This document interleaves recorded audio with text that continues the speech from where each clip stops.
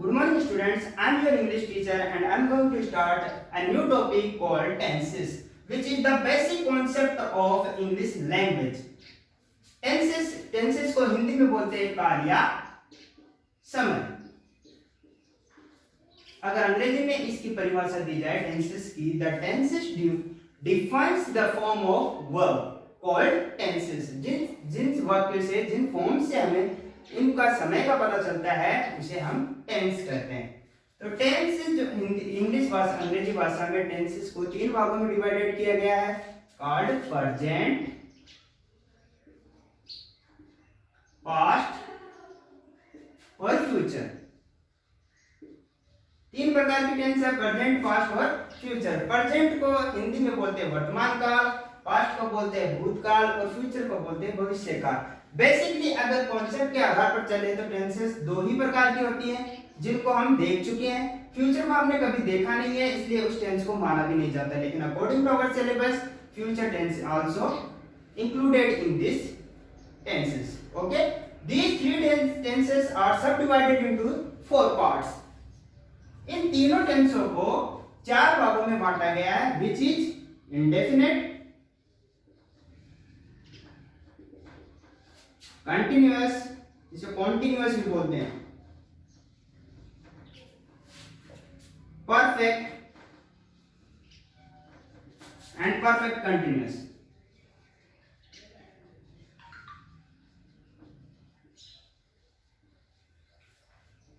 Tenses है, tense तीन प्रकार की होती है, प्रेजेंट, पास्ट और फ्यूचर, वर्तमान, भूतकाल और भविष्यकाल. इन तीनों टेंसों को चार भागों में विभाजित किया गया है, indefinite, continuous, perfect, perfect continuous. Indefinite को बोलते हैं अनिश्चित काल, इसका दूसरा नाम है simple, present indefinite, past indefinite and future indefinite. इसके बाद है कंटिन्यूअस, जिसमें कार्य जारी रहता है, जैसे प्रेजेंट कंटिन्यूअस, जिसे जारी काल कहते हैं हिंदी में, पास्ट कंटिन्यूअस, फ्यूचर कंटिन्यूअस. उसी प्रकार से प्रेजेंट परफेक्ट, परफेक्ट का मतलब होता है पूर्ण, जो कार्य पूर्ण हो चुका है.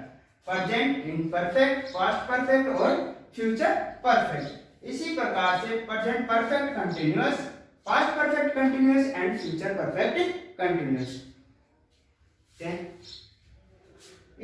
इन तीनों टेंसेस को समझने के लिए हमें इनके बेसिक्स कॉन्सेप्ट को समझना बहुत ज्यादा जरूरी है. बहुत से ज्यादा सबसे ज्यादा प्रॉब्लम हमें उनके फॉर्म्स में, हेल्पिंग वर्ब्स में और वर्ब्स में आती है. तो देखो, इंडेफिनेट को हिंदी में बोलते हैं अनिश्चित काल, जारी काल, पूर्ण काल और पूर्ण जारी काल.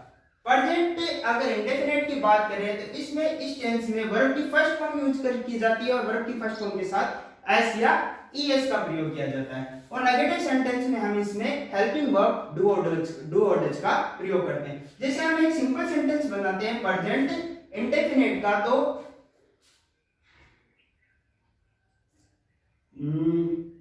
he speaks Hindi. तो ये रहा प्रेजेंट इंडेफिनेट का. सिंगुलर है इसलिए यहाँ पे एस या ईएस लगेगा, प्लूरल होता तो ऐसे ईएस नहीं लगेगा. ऐसे नेगेटिव में इसमें डू और डज का प्रयोग हो जाता है. पास्ट इंडेफिनेट में हमेशा सेकंड फॉर्म का प्रयोग किया जाता है, तो यहाँ पे हो जाएगा he spoke Hindi. After that future indefinite में विल और शेल का प्रयोग किया जाता है, तो ही विल स्पीक हिंदी. इस प्रकार से प्रेजेंट सिंपल में हमें वर्ब की फर्स्ट फॉर्म और वर्ब की फर्स्ट फॉर्म में ऐसे यूज का प्रयोग किया जाता है. पास्ट इंडेफिनेट में वर्ब की सेकंड फॉर्म का प्रयोग किया जाता है और फ्यूचर इंडेफिनेट में विल और शेल का प्रयोग किया जाता है. इसी प्रकार से प्रेजेंट कंटिन्यूअस में लें तो जारी जो कार्य चल रहा है उसका प्रयोग किया जाता है. इस प्रेजेंट कंटिन्यूअस में हमेशा is, am, are helping verb का प्रयोग किया जाता है. जैसे he is speaking Hindi. ING form का प्रयोग और इज, एम, आर का प्रयोग किया जाता है. तो इज सिंगुलर के साथ प्रयोग किया जाता है, एम आई के साथ, और आर का प्रयोग प्लूरल सब्जेक्ट के साथ किया जाता है. देखिए इज कंटिन्यूअस में पढ़ते, हर कंटिन्यूअस में आईएनजी फॉर्म का प्रयोग ही होगा. तो he is speaking Hindi.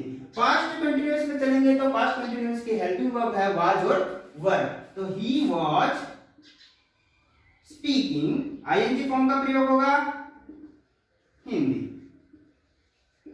Future continuous की बात करें तो फ्यूचर कंटिन्यूअस में विल बी और शैल बी का प्रयोग किया जाता है, तो यहां पे he will be speaking Hindi.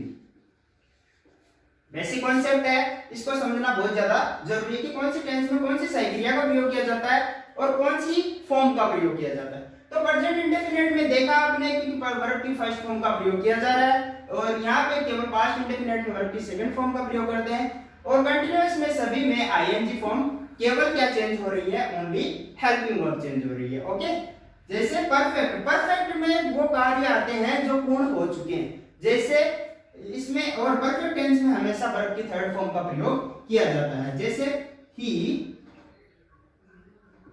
Has spoken Hindi. Past tense का प्रयोग जो कार्य पूर्ण हो चुके हैं, प्रेजेंट परफेक्ट में जो कार्य पूर्ण हो चुके हैं उनमें थर्ड फॉर्म का प्रयोग किया जाता है। He had spoken Hindi. Past perfect में हैड सही क्रिया का प्रयोग किया जाता है और वर्ब की थर्ड फॉर्म। और यहाँ पे he will have spoken Hindi.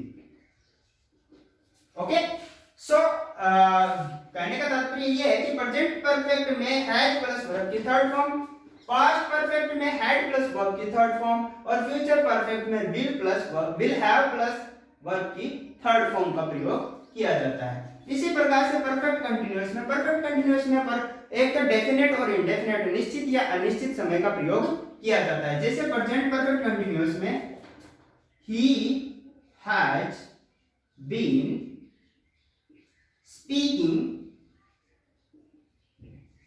Hindi since morning.